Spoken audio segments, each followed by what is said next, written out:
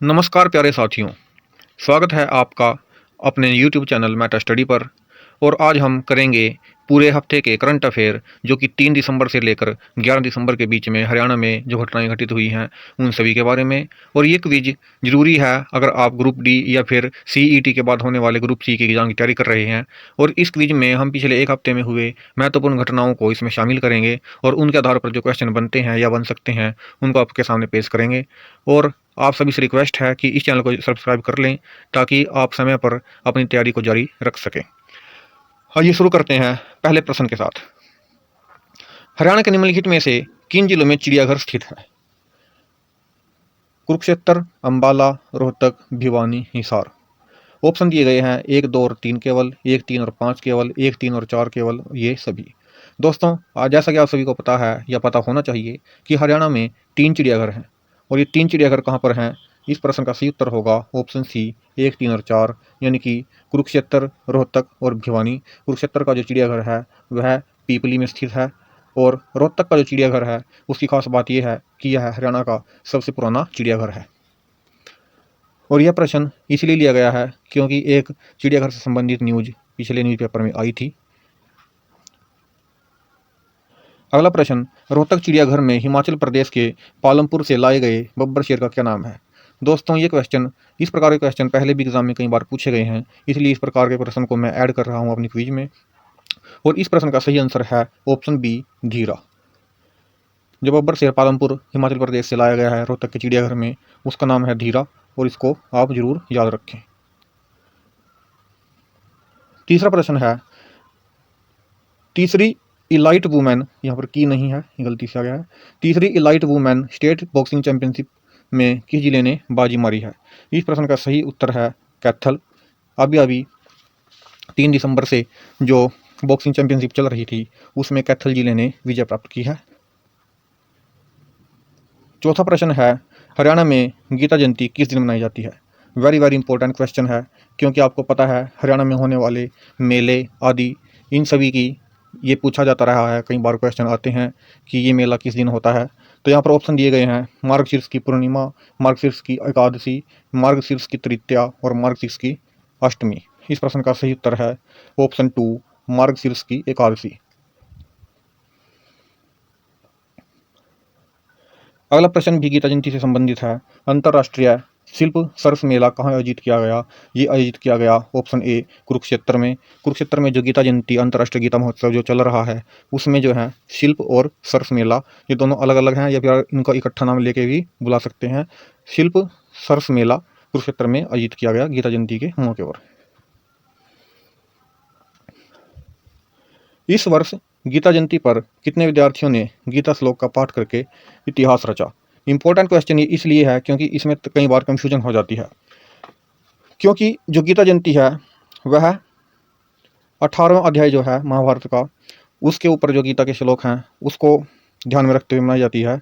और इसमें जो है 18,000 छात्रों के ऑफलाइन भाग लेने की बात कही जा रही है कि इसमें 18,000 छात्र जो हैं ऑफलाइन भाग लेंगे और 75,000 बच्चे जो हैं ऑनलाइन इसके साथ जुड़ेंगे। और ये अगर इन दोनों को जोड़ दिया जाए तो इस प्रश्न का सही उत्तर होगा टोटल 93,000। लेकिन आपको यहाँ पर यह बात ध्यान जरूर रखनी है कि इसमें अलग अलग भी पूछा जा सकता है कि ऑफलाइन कितने बच्चे यहाँ पर ऐड होंगे, वो हैं 18,000 और जो ऑनलाइन है वो हैं 75,000।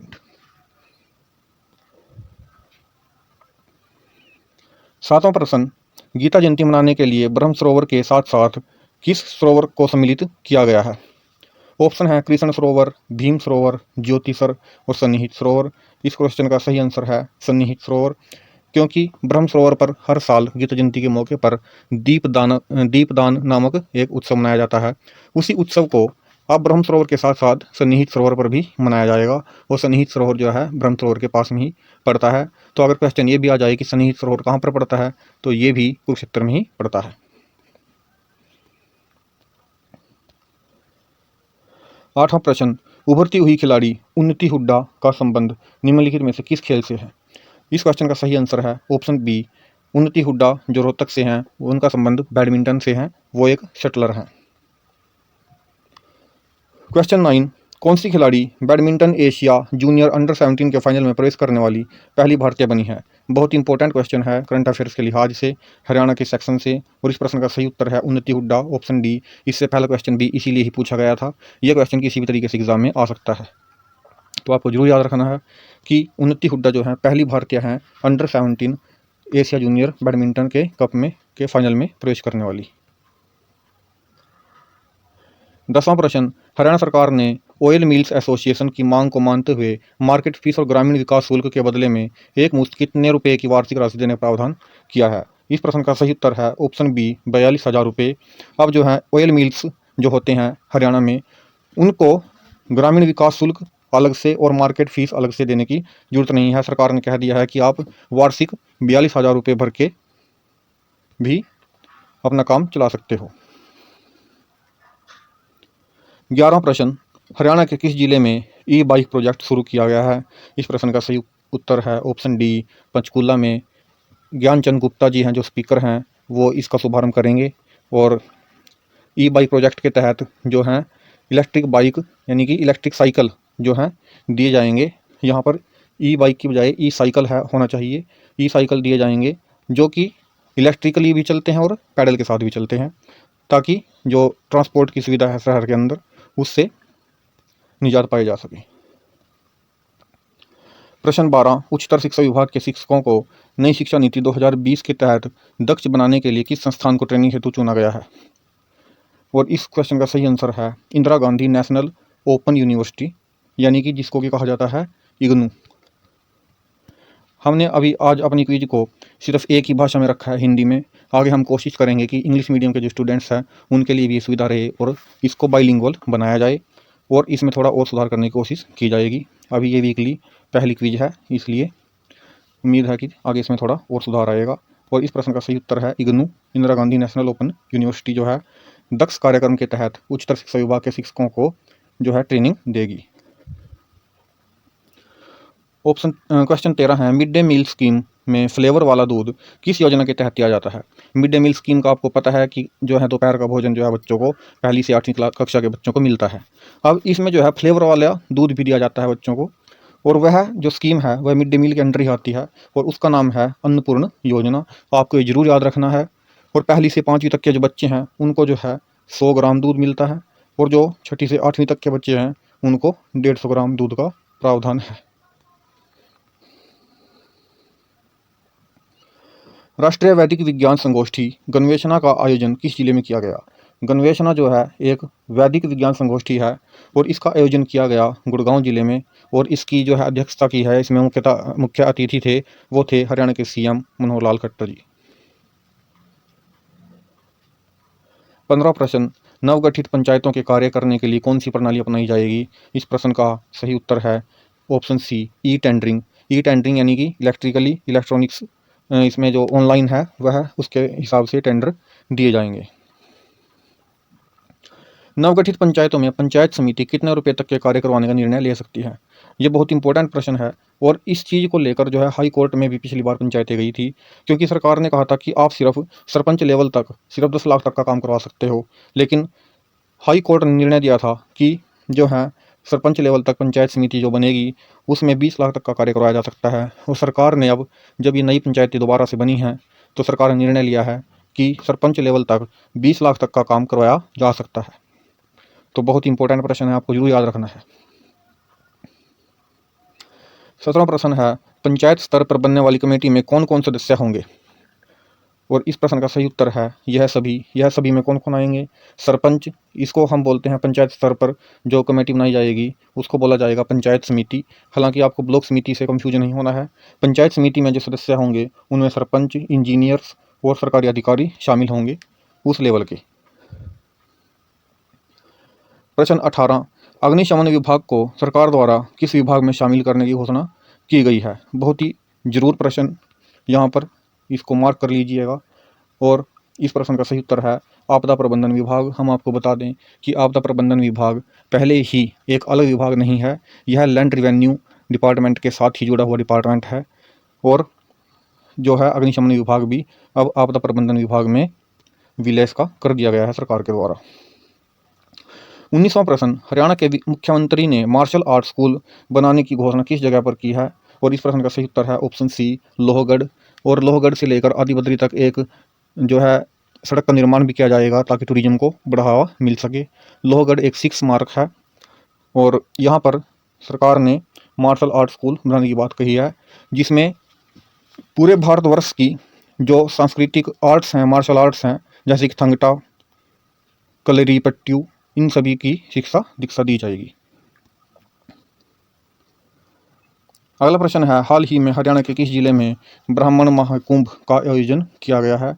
इसकी अध्यक्षता किसने की? मनोहर लाल खट्टर जी ने, जो कि हरियाणा के मुख्यमंत्री है। और इसका आयोजन कहाँ पर किया गया? आयोजन किया गया करनाल में। और इसका ब्राह्मण महाकुंभ का सीधा संबंध किससे है? परशुराम जी से। और मैं आगे की क्विज में ये भी ऐड करूँगा कि यहाँ पर जो है अलग अलग प्रकार की घोषणाएं की गई हैं, उसके ऊपर भी हम एक क्विज बनाएंगे। प्रश्न 21, आयुष्मान भारत योजना को हरियाणा में किस नाम से शुरू किया गया है? 21 नवंबर 2022 की तारीख आपको जरूर याद रखनी है, क्योंकि कई बार क्वेश्चन जो हैं डेट से भी आ जाते हैं सीधे। और हरियाणा में जो है आयुष्मान भारत योजना को चिरायु नामक स्कीम के साथ लॉन्च किया गया है। इसका नाम चिरायु रखा गया है। और इसके तहत जिन परिवारों की आय 1.80 लाख यानी कि 1,80,000 रुपये से कम है, जो परिवार अंत्योदय परिवार की श्रेणी में आते हैं, उनको जो है 5 लाख तक का इलाज कराने के लिए मुफ्त बीमा सरकार के द्वारा प्रदान किया जाएगा। अगला प्रश्न है, खेलो हरियाणा यूथ गेम्स का आगाज़ कहाँ से होगा? देखिए, खेलो इंडिया यूथ गेम्स पंचकूला में हुए थे 2022 में ही। उन्हीं की तर्ज पर अब खेलो हरियाणा यूथ गेम्स शुरू किए जाएंगे, जो कि लगभग 15-16 दिसंबर से शुरू होंगे। और ये शुरू होंगे गुड़गांव से। गुड़गांव में इसका आगाज़ होगा। हालांकि ऐसा नहीं है कि ये सिर्फ गुड़गांव में होंगे, अलग अलग जिलों में अलग अलग इवेंट्स के लिए स्थान रखा गया है। हरियाणा के किस संस्थान ने तीर्थों के रखरखाव व देखभाल के लिए तीर्थ मित्र बनाने की पहल शुरू की है? इस क्वेश्चन का सही उत्तर है ऑप्शन बी कुरुक्षेत्र विकास बोर्ड, जिसको कि KVB के नाम से भी जाना जाता है। KDB, Kurukshetra development board. Kurukshetra विकास बोर्ड जो है, ये जो है 64 कोस, जो कुरुक्षेत्र के आसपास के 64 कोस में जो तीर्थ हैं, उन पर उनके रखरखाव और देखभाल के लिए एक तीर्थ मित्र की जो है वहाँ पर नियुक्ति की जाएगी। और इसलिए इन्होंने इस पहल को शुरू किया है। हरियाणा सरकार ने भी इस पहल में मदद करने की जो है बात कही है। 24वां प्रश्न, हरियाणा में छात्रवृत्ति की योजना के लिए हरियाणा सरकार ने सभी वर्ग के छात्रों को किस योजना में शामिल करने की घोषणा की है? इसका उत्तर है ऑप्शन बी अंबेडकर मेधावी छात्र योजना। पहले यह छात्र योजना जो है छात्रवृत्ति के लिए सिर्फ निम्न वर्ग के लोगों यानी कि SC और BC कैटेगरी को ही दी जाती थी, लेकिन अब इसमें सामान्य वर्ग को भी शामिल कर लिया गया है। लेकिन उनके लिए थोड़ी कंडीशन अलग हैं, जैसे कि अगर SC कैटेगरी का स्टूडेंट है, उसको जो है अगर उसको 10वीं क्लास में 60% नंबर मिलते हैं तो उसको 8,000 रुपये से 12,000 तक की स्कॉलरशिप मिलती है। लेकिन अगर सामान्य वर्ग का स्टूडेंट इसका फ़ायदा उठाना चाहता है तो उसको 80% नंबर लेने होंगे और उसको 10वीं के बाद पढ़ाई जारी रखने के लिए 8,000 से लेकर 12,000 तक की स्कॉलरशिप दी जा सकती है। 25वां प्रश्न, उत्तर हरियाणा बिजली वितरण निगम के प्रबंध निदेशक किसे बनाया गया है? उत्तर है ऑप्शन बी PC मीणा जी को। हरियाणा सरकार का पहला सोलर गांव कौन सा स्थापित किया जा रहा है? इसका उत्तर है ऑप्शन सी गुरुकुल खेड़ा, जो कि जींद में पड़ता है। और यह हरियाणा का पहला सोलर विलेज है, जिसको कि सरकार और लोगों की सहायता से डेवलप किया जा रहा है। 27वां प्रश्न, करदाताओं की समस्याओं का निवारण करने के लिए ETC रेंज मुख्य कार्यालय कहाँ खोले जाएंगे? 2 जिलों में खोले जाएंगे और इसका उत्तर है ऑप्शन बी गुड़गांव और फरीदाबाद में जो है GST और ETC रेंज मुख्यालय खोले जाएंगे, जहाँ पर करदाताओं की समस्याओं का निवारण किया जाएगा। तो दोस्तों, ये थे आज के क्विज के प्रश्न, जो कि पिछले एक हफ्ते में हुई न्यूज़ का ब्यौरा था। और हमने अलग अलग सोर्सेज से न्यूज़ को इकट्ठा करके उनको क्वेश्चन के रूप में पिरोया है। और कैसा लगा आपको ये क्विज, हमें कमेंट सेक्शन में ज़रूर कमेंट करके बताएं। और हमारे चैनल को सब्सक्राइब करें ग्रुप C और ग्रुप D की तैयारी के लिए। धन्यवाद।